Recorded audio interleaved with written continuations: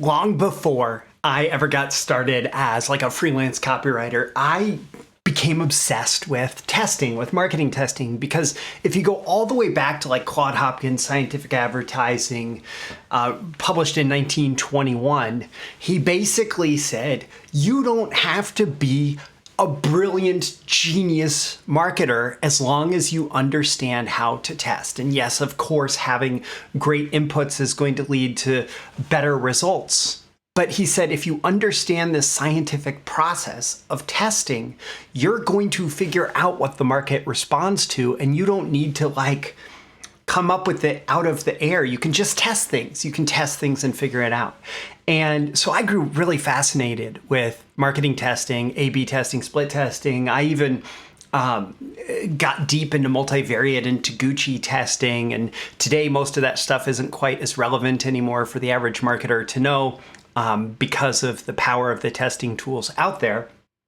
But all of this to say, I've spent a long time in the world of testing and conversion rate optimization. And from that experience, I want to share with you the number one thing that I've learned, the number one tip if you want to beat your control, if you want to increase sales, if you want to, grow your marketing results. This is what you have to do. And we're gonna tap a little bit into the works of Jay Abraham, Claude Hopkins, John Caples, Perry Marshall, basically just recognizing that this is the most powerful skill in marketing. Beyond anything with coming up with offers or buying traffic or copywriting or whatever, like all of those things are made more powerful with the testing skill. Jay Abraham used to have this Your Marketing Genius at Work newsletter that was all about marketing. And the whole premise of that, and something that he continues to teach today, is test different things, test lots of different things and figure out what works best. Figure out that one thing may get you 10 times the results of something else, but you don't know until you test. Claude Hopkins, the entire book, Scientific Advertising, is based on this principle that we can apply the scientific method to getting results in our advertising. John Caples wrote a book called Tested Advertising Methods that Gary Bencivenga referred to as like the one thing that every copywriter should study, just to understand, because John Caples, in his work with his agency, he had just these huge libraries of marketing tests and found that this worked better than this, and this worked better than this, and this worked better than this. So it was this whole library of recognition of what works better than something else. And that accumulated knowledge makes you better out of the gate as a marketer. So all of that to say, I feel like I'm saying that a lot today. Let's get to the number one tip to beat the control. Here's how to create huge increases in your conversion rate. Test huge differences. You test big differences.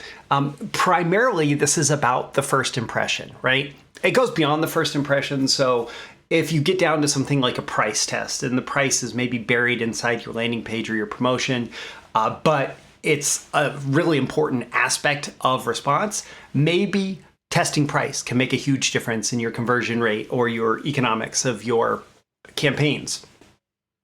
But for the most part, the biggest lever that you can pull in terms of increasing your conversion rate, optimizing your conversion rate, is testing that first impression. So for example, working with a client now, we have a VSL that we just launched. It's pretty effective out of the gate. And at the same time, we created 4 separate leads, 4 separate first few minutes of this video to test and see, because the one that I assumed is going to be the best and the one that, we assumed is going to be the best is not necessarily going to be the one that is the best. It's not necessarily going to be the one that generates the most response, because we can assume all we want, but the only way to really figure out what is good marketing, what's effective marketing, what's marketing that gets results, is to test it. And so we created 4 different introductions to this with 4 different on-page headlines.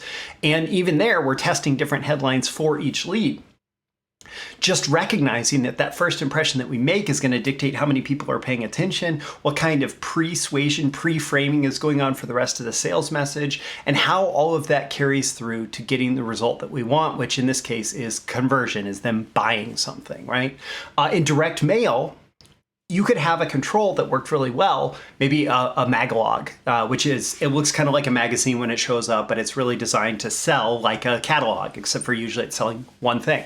So in direct mail, you run these magalog mailings, and one of the biggest ways to either beat your current control or to resuscitate a flagging control is by testing a new cover. So the outside of the magazine is what people engage with first when they see it, when they get it in their mailbox.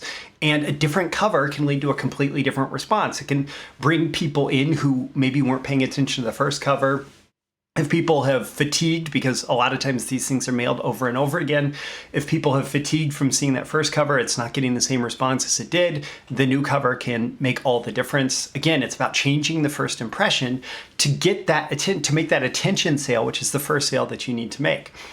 In, for example, Facebook advertising, but this can apply in lots of different ad formats online, the visual, like the picture, that can be a huge factor in the initial success of the ad. So good Facebook advertisers often test a bunch of different pictures, and then from knowing what pictures are working best, test a bunch of different first lines of, for example, the newsfeed ad, right? That's your headline. It's the first few words of copy. The same thing applies if you're doing native ads, a bunch of different pictures, a bunch of different headlines there. The whole point is you want to test the first impression, no matter where it is. If it's on your landing page, it's the pictures above the fold, the things that people see first when they show up on the site. But you want to test big differences. So the more different, the better. Instead of just two different ways to word something, right? Like number one tip going back to this video, we could test conversion rate optimization, number one tip to beat the control versus number one tip to beat the control, conversion rate optimization. And those things are going to perform very similarly. But if I maybe tested an alternative title of this that was Claude Hopkins' secret to increasing website conversion rates, or, who knows, right? But testing big differences, right? That's an example of a much bigger difference. What that does is it engages people in a completely different way, and it's much more likely to get you a big difference in your conversion rate. Now, sometimes it's going to be a huge decrease, but sometimes it's going to be a huge increase, which brings us to the 80-20 rule of marketing testing. You've probably heard of the 80-20 principle. My friend Perry Marshall wrote 80-20 Sales and Marketing. This is a truism that you'll notice shows up in data, and it's not necessarily 80-20. It could be 90-10. It could be some variation on the ratio, but basically what you're going to find is if you're looking for the best performing tests, there's going to be some ratio that's like out of every 5 tests, one of them is going to perform significantly better, right? It may get 80% of the results of those 5 ads that are tested come from one of the ads, right? Out of every 10, there's 2.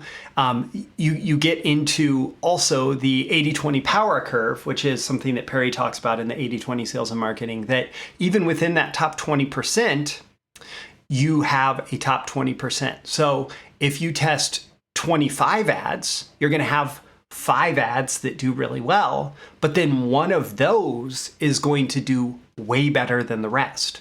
And that's what he called 80-20 squared. There's 80-20 cubed. Basically, the more volume that you are doing and the more variations that you test, the more likely you are to come up with some big runaway winner.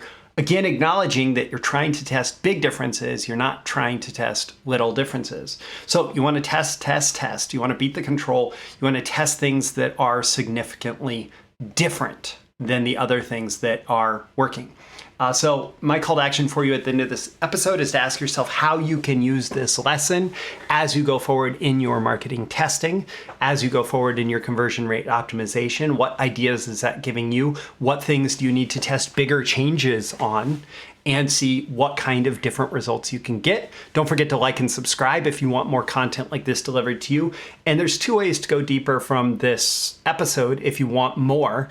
One way is to check out my training, The Scientific Path to Increasing Profits, which is all about marketing testing strategy, the thinking behind marketing testing, which is way more important than the actual use of the tools itself. Tools change all the time, capabilities change all the time, but the thinking that goes into testing, for example, those 2 direct mail covers is the same as the thinking that goes into testing two Facebook ads against each other. So that thinking is the scientific path to increasing profits, and you'll get lessons like this in that. And if you want me to be helping you increase your conversion rates, beat your controls, grow your business, I do offer fractional CMO services for direct response marketers. I'll include a link in the description where you can learn more and book an intro call with me.